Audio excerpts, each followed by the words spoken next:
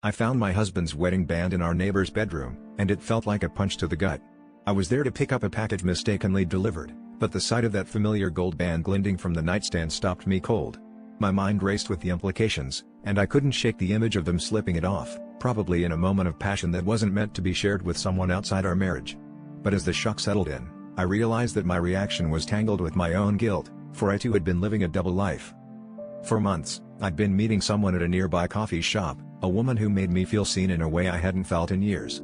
Our connection began innocently enough, but soon we found ourselves stealing afternoons together, wrapped up in whispered secrets and stolen kisses. My heart felt torn, knowing I was betraying my husband while now confronted with his betrayal staring back at me from that nightstand. It was a twisted dance, each of us stepping out of bounds while pretending everything was picture perfect at home. I confronted him that evening, the wedding band heavy in my pocket like a stone. He didn't deny it. Instead, he confessed to a connection with our neighbor that he claimed he didn't understand himself.